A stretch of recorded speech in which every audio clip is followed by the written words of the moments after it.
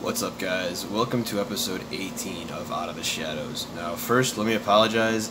It is about 90 degrees with the heat index in Chicago, so my air conditioning is on. I don't have central AC, so you can hear it. You can see that window unit back there. We're going to have to deal with it, but I think my content will more than make up for the white noise. So this episode is called Facing Futility, and it's going to be about a video by a woman named Teal Swan. The video is called Depression, the truth about depression and what no one sees or understands. So this is less a review about the video and more of a synopsis and kind of my own experiences that parallel to this video. Now, the video, it's only a theory, obviously. There's no accepted explanation as to what exactly depression is, where it comes from, how to fix it, that sort of thing. However, there's a lot of valid points, and I'm not the easiest person to influence when it comes to what depression is. I've experienced depression for quite a bit of my life, and I have very strongly held opinions on it. So the fact that she was able to sway me, I think, speaks volumes about the quality of the content here. Now, Teal says, in her opinion, there are two main causes of depression: futility and relationship issues. Relationship issues not only with other people, but with parts of ourselves. Now, futility is a situation where it's a dead end. There's no solution, it's not salvageable, and the difficulty comes when we face these futile situations, and instead of moving on, cutting our losses, finding other people or situations that we actually have some influence over, or at least positive and supportive experiences, we sit in the bad situation and basically bang our head off the wall hoping to change it. Teal has a really great metaphor that she refers to in her video, a metaphor for futility which will lead to depression, as she says. The metaphor she uses is, she likens it to someone sitting outside of a village gate. The gate is locked, this person tries everything they can do to unlock it to get into this village, and after days and days and days, they realize they're not going to get in, and in fact there is no way to get in. And instead of doing the logical thing and moving on and finding another village, finding somewhere else to live, they sit outside this village, waiting, indefinitely, and just hoping beyond hope that by some miracle, someday, that gate will open and they will find a way in, excuse me. And obviously, as I said before, the logical thing to do would be to move on. It's the same thing with us with these futile situations in life. We need to realize that you have to move on. Now, we all do this in life. There are futile situations that we face, whether these are relationships with our parents, significant others, friends, whatever it is. We find these people, they're not meeting our needs. They may even be toxic and hurting us. And instead of moving on and being like, you know what, I gotta get away from this person, perhaps we can't get away from them entirely. Perhaps it is a family member, and the best thing to do would be to draw lines, set up boundaries, and be like, alright, well, this is how we can interact, and this is the only way we can interact. But we don't do that. We stay in these relationships, we try to change these people, and again, it's hopeless. You can't change someone else. The only person you can change is you. Unfortunately, and it's extremely frustrating, the only thing you can change in life is the way that you respond to a situation. Which, at the same time, it sucks and it's great. It sucks because you can't change someone else and you can't make them be on your team and help you to get to where you want to be, no matter how good of a thing you're trying to achieve. The good side of that, on the other hand, is so much of life comes down to our interpretation, whether you interpret something as being a positive situation or a negative situation. It sounds very simplistic. Tons of self-help people have said this a million times. People in general tell you this, don't think negatively. And of course it's not that simple. I have a video about positive thinking, check it out. And I refer to a specific person, a Giorgio Grella. He is on Instagram. I highly recommend checking out his theory on positive thinking. But, again, another video, please refer to that. The other area that a lot of us face futility is in pursuit of our career, or really it's going after money. It's not even necessarily the career.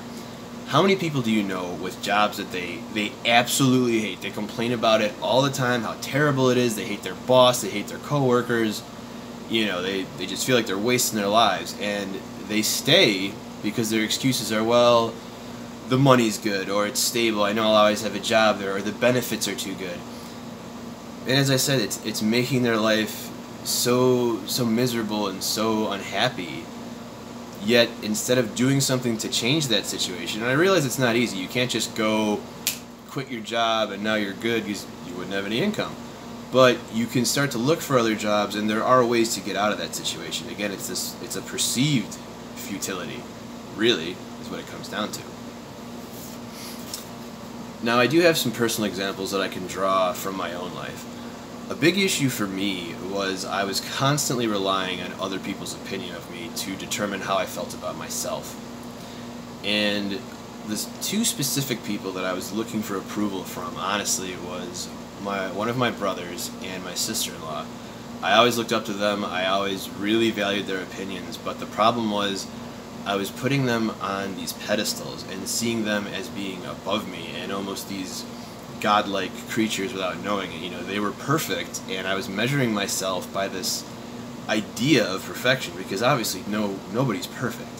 That's a futile situation. Trying to strive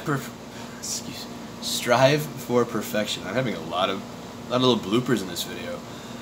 Trying to strive for perfection is difficult. Really, it's impossible. No one is going to be perfect. So for me, it took a lot of time. It took therapy and a lot of just realizations to figure out that my opinion is what matters. What do I think is right? What do I think of myself? Now, Teal also mentions suppression as being a big issue with depression. Suppression typically will arise, the easiest way for me to give an example of it is if you're in a situation, you're in a relationship, again, no matter who it is, let's say it's a parent, and you're trying to please them, you're trying to get their approval, you're trying to make sure, alright, I don't want them to get angry at me, I want this to be okay. And you go through so many different things trying to salvage this relationship or keep things on an even keel, that you end up suppressing your own emotions as a means to appease this person. You're suppressing parts of yourself, you're suppressing your true feelings, and again, with anything, that's going to lead to being depressed. If you're stifling your own creativity, your own opinions, and telling yourself you're not good enough, of course you're going to become depressed.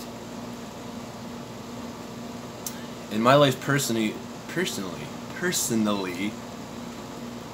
my God, it's crazy that I'm actually putting this up with all these slip-ups. Anyway, for me personally, I was suppressing anger and also my sensitivity.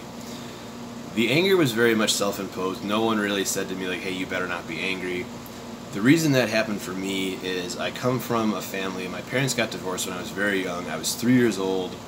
I remember being that little and just hearing them scream and yell at each other, and it scared me, it terrified me. I remember crying, and I formed this belief that, alright, well, anger is a terrible thing, and if this is what it does to people, I should never be angry, because I don't want to do this to people. I don't want to scare people. That's awful. The sensitivity, and I mean by that, being sad, being emotional, kind of having some self-esteem issues, shall we say, and it was very much frowned upon. My family has kind of this idea of being tough as a means to kind of protect yourself. So the intention was good. I realize that now. They wanted to protect me, because if I'm being sensitive, I am vulnerable, and if I'm vulnerable, I can get hurt by other people. So the idea was to kind of whip me into shape and figure out, alright, well, if we do this, we're going to protect him from getting hurt. Of course, it ended up having an opposite effect, which happens in many situations. Nobody's perfect. It was only within the last year that I was able to stop suppressing these things and start to really accept them. I figured out that anger was a human emotion, and it's necessary sometimes. Unfortunately in life we come up against situations where someone is pushing you around and you have no choice but to kind of be like, you know what? No. You are not going to force me to do something, and I'm absolutely not going to stand for it. That's what it is. With sensitivity, I had finally gotten to a point where I realized that it was an asset. It allowed me to be very empathetic, to connect with people, to understand what they were feeling. And it really helped me to be more genuine and authentic and find out who I am and what I truly need. So getting back to the video, as I said, Teal's contention is there are these two forces driving depression: futility and relationship issues. We all have times where we face futile situations, like I said. You have a need that needs to be met, and needs are referred to as needs for a reason.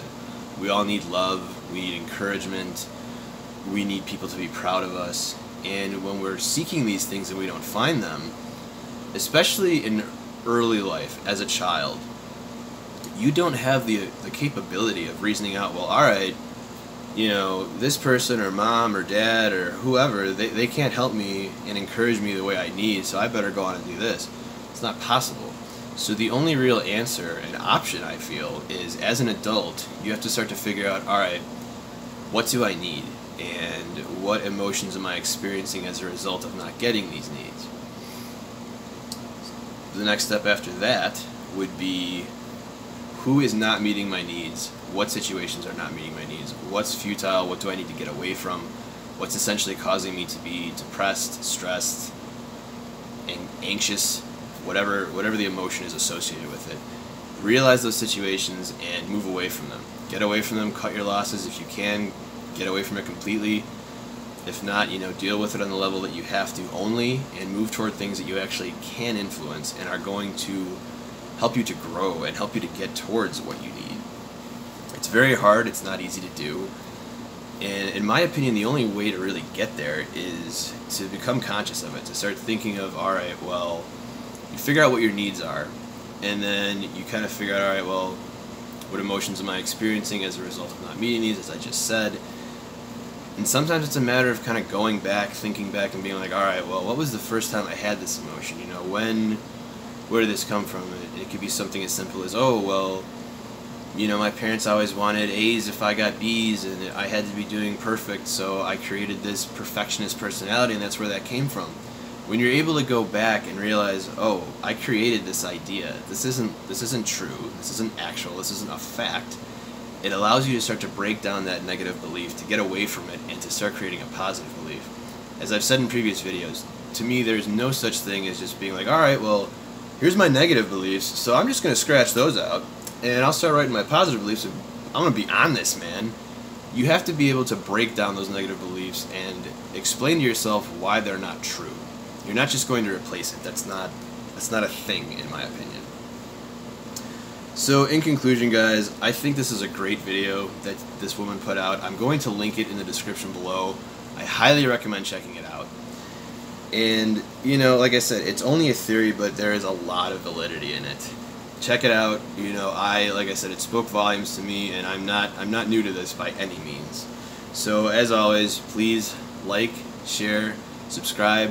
Leave me a message either here on YouTube or on my Instagram. My Instagram name, I will put it down there as well. It's @OutOfTheShadowsCorvo, all one word. And until next time, be well, my friends. Peace.